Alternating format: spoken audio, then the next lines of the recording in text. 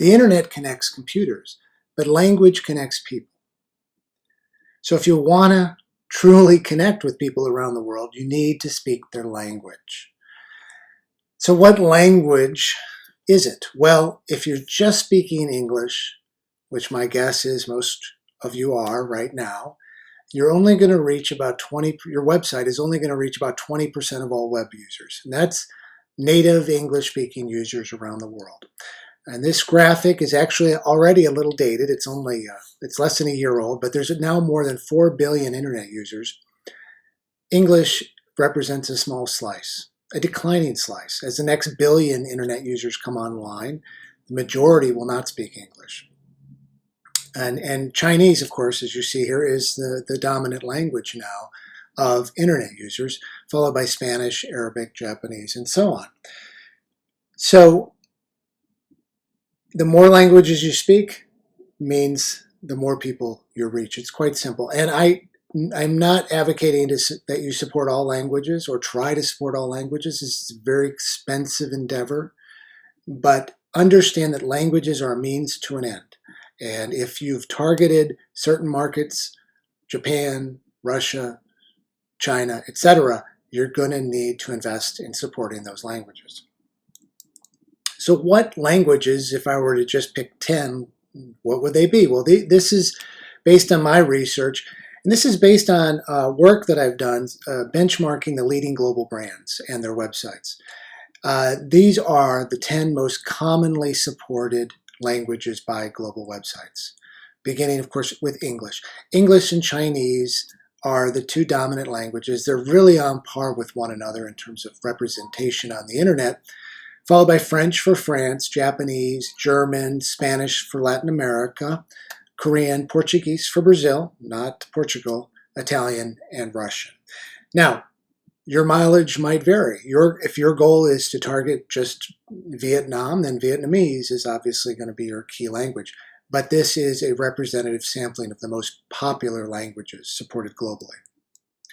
Now, when I study the global brands, the average number of languages, and I put it in quote because this just reflects the leading global brands, it's a significant number. We're looking at 32 languages, which is double what it was in 2004.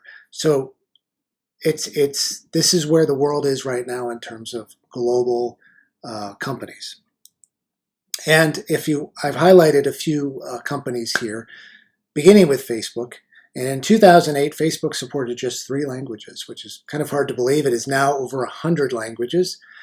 And this should give you comfort, because even Facebook started with just 1 language. And all of these companies started with just 1 language. So it's a gradual process, and you just take it one day at a time and start slowly and build from there. Now, I mentioned the benchmarking I do, and one of the outcomes of that is an annual report called the Web Globalization Report Card. And I wanted to highlight the top 25 websites on the right here to give you a sense of some of the names, a few that I've already talked about, Adobe and IKEA and so forth. It's a range, and what these companies and organizations have in common, first and foremost, is an investment in languages, in global reach. Secondly, they've invested in global consistency, and that allows you to have a consistent global brand and website and products while still allowing some flexibility for each local market.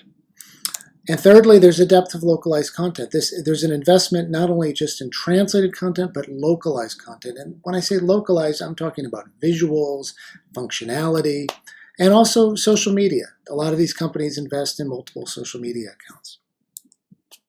And finally, as you saw previously, the global gateway, the strategy that these companies employ to direct users to the local content. That's very important, and it's often overlooked.